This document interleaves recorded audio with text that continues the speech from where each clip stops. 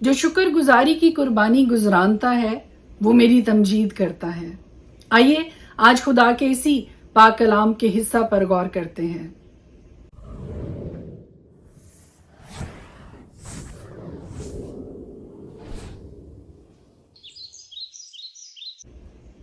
ساری عزت سارا جلال خدا قدوس کے واحد نام کو ملے۔ خدا باپ، خدا بیٹا، خدا روح القدس کے نام کو جلال دیتے ہیں۔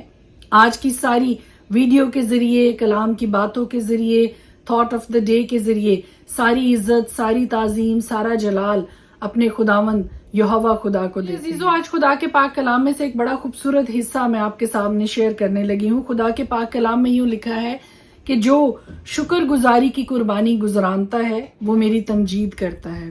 جی ہاں جی، جب ہم اپنے کسی بھی زندگی کے واقعہ سے، اپنی زندگی کے ہونے والے گزرتے ہوئے دنوں سے، گزرتے ہوئے لمحوں سے اور کاموں سے خداوند کی تمجید کرتے ہیں، خداوند کی شکر گزاری کرتے ہیں، تو خدا کا پاک کلام یہ کہتا ہے کہ جو اس کی شکر گزاری کرتے ہیں، اس کی تمجید کرتے ہیں، اس کی تعریف کرتے ہیں، اس کی پرستش کرتے ہیں، اس کی ستائش کرتے ہیں۔ بھی نوٹڈ کہ شکر گزاری کرنا اتنا ضروری ہے، اتنا اہم ہے کہ جب جو بھی کوئی شخص شکر گزاری کی قربانی گزرانتا ہے تو وہ ایسے ہی ہے کہ وہ خدا کی تمجید کرتا ہے۔ اسی کتاب میں نے بڑا خوبصورت کسی خدا کے خادم کے بارے میں ان کا لکھا ہوا یہ پڑھا کہ جب جو کچھ ہمارے پاس ہے ہم اس کے لیے خدا کا شکر کرتے ہیں تو خدا اور اس میں ایڈ کرتا ہے، لیکن جب پہلے سے ہی دی ہوئی چیزوں کے لیے ہم شکر گزاری نہیں کرتے ہیں تو آہستہ آہستہ وہ بھی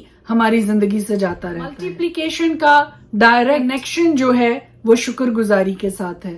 آپ جتنا زیادہ پہلے سے موجود نعمتوں کے لیے، برکتوں کے لیے، زندگی کے لیے، صحت کے لیے، بلیسنگز کے لیے خدا کی شکر گزاری کریں گے، خدا اور زیادہ نعمتوں کو، برکتوں کو ان میں ایڈ کرتا چلا جائے۔ سب سے بڑی بات یہ ہے کہ شکر گزاری کرنا ایسے ہی ہے جیسے خدا کی تمجید کرنا۔ جب خداوند یسوع مسیح نے 5000 کو کھانا کھلایا تو ایک سمپل سا رول خداوند یسوع مسیح نے اپنایا۔ وہاں پر اس نے ان مچھلیوں کو، روٹیوں کو اپنے ہاتھ میں لیا، آسمان کی طرف دیکھا اور شکر گزاری کی۔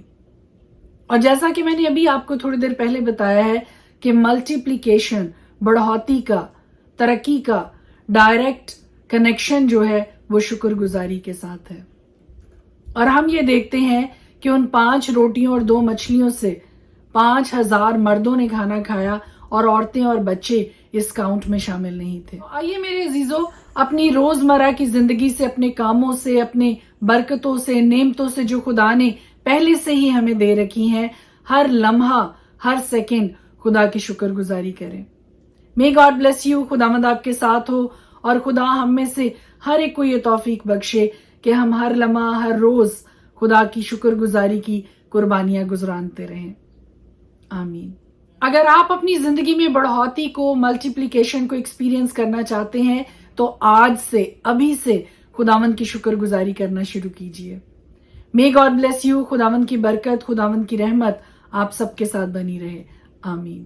خدا کے پاک کلام میں سے آج ہم دیکھیں گے متی کی انجیل، اس کا 17 باب۔ 6 دن کے بعد یسوع نے پترس اور یعقوب اور اس کے بھائی یوحنا کو ہمراہ لیا اور انہیں ایک اونچے پہاڑ پر الگ لے گیا، اور ان کے سامنے اس کی صورت بدل گئی اور اس کا چہرہ سورج کی مانند چمکا اور اس کی پوشاک نور کی مانند سفید ہو گئی۔ اور دیکھو، موسیٰ اور ایلیا اس کے ساتھ باتیں کرتے ہوئے انہیں دکھائی دیے۔ پترس نے یسوع سے کہا، اے خداوند، ہمارا یہاں رہنا اچھا ہے، مرضی ہو تو میں یہاں 3 ڈیرے بناؤں، ایک تیرے لیے، ایک موسیٰ کے لیے اور ایک ایلیا کے لیے۔ وہ یہ کہہ ہی رہا تھا کہ دیکھو، ایک نورانی بادل نے ان پر سایہ کر لیا اور اس بادل میں سے آواز آئی کہ یہ میرا پیارا بیٹا ہے جس سے میں خوش ہوں، اس کی سنو۔ شاگرد یہ سن کر منہ کے بل گرے اور بہت ڈر گئے۔ یسوع نے پاس آ کر انہیں چھوا اور کہا، اٹھو، ڈرو مت۔ جب انہوں نے اپنی آنکھیں اٹھائیں تو یسوع کے سوا اور کسی کو نہ دیکھا۔ جب وہ پہاڑ سے اتر رہے تھے تو یسوع نے یہ حکم دیا کہ جب تک ابن آدم مردوں میں سے نہ جی اٹھے، جو کچھ تم نے دیکھا ہے کسی سے اس کا ذکر نہ کرنا۔ شاگردوں نے اس سے پوچھا کہ پھر فقی کیوں کہتے ہیں کہ ایلیا کا پہلے آنا ضرور ہے؟ اس نے جواب میں کہا، ایلیا البتہ آئے گا اور سب کچھ بحال کرے گا، لیکن میں تم سے کہتا ہوں کہ ایلیا تو آ چکا ہے اور انہوں نے اسے نہیں پہچانا بلکہ جو چاہا اس کے ساتھ کیا۔ اسی طرح ابن آدم بھی ان کے ہاتھ سے دکھ اٹھائے گا۔ تب شاگرد سمجھ گئے کہ اس نے ان سے یوحنا بپتسمہ دینے والے کی بابت کہا ہے۔ اور جب وہ بھیڑ کے پاس پہنچے تو ایک آدمی اس کے پاس آیا اور اس کے آگے گھٹنے ٹیک کر کہنے لگا، اے خداوند میرے بیٹے پر رحم کر، کیونکہ اس کو مرگی آتی ہے اور وہ بہت دکھ اٹھاتا ہے، اس لیے کہ اکثر آگ اور پانی میں گر پڑتا ہے، اور میں اس کو تیرے شاگردوں کے پاس لایا تھا مگر وہ اسے اچھا نہ کر سکے۔ یسوع نے جواب میں کہا، اے بے اعتقاد اور کجرو نسل، میں کب تک تمہارے ساتھ رہوں گا، کب تک تمہاری برداشت کروں گا، اسے یہاں میرے پاس لاؤ۔ یسوع نے اسے جھڑکا اور بدبو اس سے نکل گئی اور وہ لڑکا اسی گھڑی اچھا ہو گیا۔ تب شاگردوں نے یسوع کے پاس آ کر خلوت میں کہا، ہم اس کو کیوں نہ نکال سکے؟ اس نے ان سے کہا، اپنے ایمان کی کمی کے سبب سے، کیونکہ میں تم سے سچ کہتا ہوں کہ اگر تم میں رائی کے دانے کے برابر بھی ایمان ہوگا تو اس پہاڑ سے کہہ سکو گے، یہاں سے سرک کر وہاں چلا جا، اور وہ چلا جائے گا، اور کوئی بات تمہارے لیے ناممکن نہ ہوگی۔ لیکن یہ قسم دعا کے سوا اور کسی طرح نہیں نکل سکتی۔ اور جب وہ گلیل میں ٹھہرے ہوئے تھے، یسوع نے ان سے کہا، ابن آدم آدمیوں کے حوالہ کیا جائے گا اور وہ اسے قتل کریں گے اور وہ تیسرے دن زندہ کیا جائے گا۔ اس پر وہ بہت ہی غمگین ہوئے۔ اور جب کفرنہوم میں آئے تو نیم مسکال لینے والوں نے پطرس کے پاس آ کر کہا، کیا تمہارا استاد نیم مسکال نہیں دیتا؟ اس نے کہا، ہاں دیتا ہے۔ اور جب وہ گھر میں آیا تو یسوع نے اس کے بولنے سے پہلے ہی کہا، اے شمعون، تو کیا سمجھتا ہے دنیا کے بادشاہ کن سے محصول یا جزیہ لیتے ہیں، اپنے بیٹوں سے یا غیروں سے؟ جب اس نے کہا غیروں سے تو یسوع نے اس سے کہا، پس بیٹے بری ہوئے، لیکن مبادا ہم ان کے لیے ٹھوکر کا باعث ہوں، تو جھیل پر جا کر بنسی ڈال اور جو مچھلی پہلے نکلے اسے لے، اور جب تو اس کا منہ کھولے گا تو ایک مسکال پائے گا، وہ لے کر میرے اور اپنے لیے انہیں دے۔ پرانے عہد نامہ میں سے دیکھیں گے زبور 49۔ اے سب امتوں یہ سنو، اے جہان کے سب باشندوں کان لگاؤ، کیا ادنا کیا اعلیٰ، کیا امیر کیا فقیر، میرے منہ سے حکمت کی باتیں نکلیں گی اور میرے دل کا خیال پرخرد ہوگا۔ میں تمثیل کی طرف کان لگاؤں گا، میں اپنا معمہ ستار پر بیان کروں گا۔ میں مصیبت کے دنوں میں کیوں ڈروں؟ جب میرا تعقب کرنے والی بدی مجھے گھیرے ہو، جو اپنی دولت پر بھروسہ رکھتے اور اپنے مال کی کثرت پر فخر کرتے ہیں، ان میں سے کوئی کسی طرح اپنے بھائی کا فدیہ نہیں دے سکتا، کیونکہ ان کی جان کا فدیہ گراں بہا ہے، وہ ابد تک ادا نہ ہوگا، تاکہ وہ ابد تک جیتا رہے اور قبر کو نہ دیکھے۔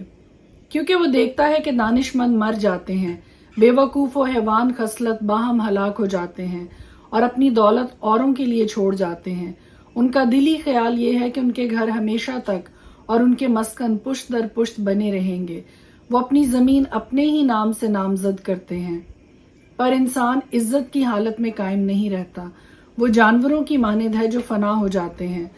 ان کا یہ طریق ان کی حماقت ہے، تو بھی ان کے بعد لوگ ان کی باتوں کو پسند کرتے ہیں۔ وہ گویا پاتال کا ریوڑ ٹھہرائے گئے ہیں، موت ان کی پاسبان ہوگی۔ دیانتدار صبح کو ان پر مسلط ہوگا اور ان کا حسن پاتال کا لقمہ ہو کر بے ٹھکانہ ہوگا۔ لیکن خدا میری جان کو پاتال کے اختیار سے چھڑا لے گا، کیونکہ وہی مجھے قبول کرے گا۔ جب کوئی مالدار ہو جائے، جب اس کے گھر کی حشمت بڑھے، تو خوف نہ کر، کیونکہ وہ مر کر کچھ ساتھ نہ لے جائے گا، اس کی حشمت اس کے ساتھ نہ جائے گی۔ خواہ جیتے جی وہ اپنی جان کو مبارک کہتا رہا ہو، اور جب تو اپنا بھلا کرتا ہے تو لوگ تیری تعریف کرتے ہیں، تو بھی وہ اپنے باپ دادا کی گروہ سے جا ملے گا۔ وہ روشنی کو ہرگز نہ دیکھیں گے۔ آدمی جو عزت کی حالت میں رہتا ہے پر خرد نہیں رکھتا، جانوروں کی مانند ہے جو فنا ہو جاتا۔ زبور 50۔ رب خداوند خدا نے کلام کیا اور مشرق سے مغرب تک دنیا کو بلایا۔ سیون سے جو حسن کا کمال ہے، خدا جلوہ گر ہوا ہے۔ ہمارا خدا آئے گا اور خاموش نہیں رہے گا۔ آگ اس کے آگے آگے بھسم کرتی جائے گی اور اس کی چاروں طرف بڑی آندھی چلے گی۔ اپنی امت کی عدالت کرنے کے لیے وہ آسمان و زمین کو طلب کرے گا کہ میرے مقدسوں کو میرے حضور جمع کرو، جنہوں نے قربانی کے ذریعہ سے میرے ساتھ عہد باندھا ہے، اور آسمان اس کی صداقت بیان کریں گے، کیونکہ خدا آپ ہی انصاف کرنے والا ہے۔ اے میری امت سن، میں کلام کروں گا، اور اے اسرائیل میں تجھ پر گواہی دوں گا۔ خدا تیرا خدا میں ہی ہوں، میں تجھے تیری قربانیوں کے سبب سے ملامت نہیں کروں گا، اور تیری सोख्ती कुर्बानियां बराबर मेरे सामने रहती हैं। ना मैं तेरे घर से बैल लूंगा ना तेरे बाड़े से बकरे, क्योंकि जंगल का एक एक जानवर और हजारों पहाड़ों के चौपाए मेरे ही के सब परिंदों को जानता हूँ और मैदान के दरिंदे मेरे ही हैं। अगर मैं भूखा होता तो तुझसे ना कहता, क्योंकि दुनिया और उसकी मामूरी मेरी ही है। क्या मैं सांडों का गोश्त खाऊंगा या बकरों का खून पीऊंगा? खुदा के लिए शुक्रगुजारी की कुर्बानी गुजरान और हक ताला के लिए अपनी मन्नतें पूरी कर और मुसीबत के दिन मुझसे फरियाद कर। मैं तुझे छुड़ाऊंगा और तू मेरी तमजीद करेगा। लेकिन खुदा शरीर से कहता है, तुझे मेरे आइन बयान करने से क्या वास्ता, और तू मेरे अहद को अपनी जुबान पर क्यों लाता है? जबकि तुझे तरबियत से अदावत है और मेरी बातों को पीठ पीछे फेंक देता है। तू चोर को देखकर उससे मिल गया और जानियों का शरीक रहा है। तेरे मुंह से बदी निकलती है और तेरी जुबान फरेब घड़ती है। तू बैठा बैठा अपने भाई की गीबत करता है और अपनी ही माँ के बेटे पर तोहमत लगाता है। तूने ये काम किए और मैं खामोश रहा। तूने गुमान किया कि मैं बिल्कुल तुझ ही सा हूँ, लेकिन मैं तुझे मलामत करके उनको तेरी आंखों के सामने तरतीब दूंगा। अब ए खुदा को भूलने वालों, इसे सोच लो। ऐसा ना हो कि मैं तुमको फाड़ डालूं और कोई छुड़ाने वाला ना हो। जो शुक्रगुजारी की कुर्बानी गुजरानता है वो मेरी तमजीद करता है, और जो अपना चाल चलन दुरुस्त रखता है उसको मैं खुदा की निजात दिखाऊंगा। खुदा के पाक कलाम के पढ़े और सुने जाने पर उसकी खास बरकत हो। आमीन।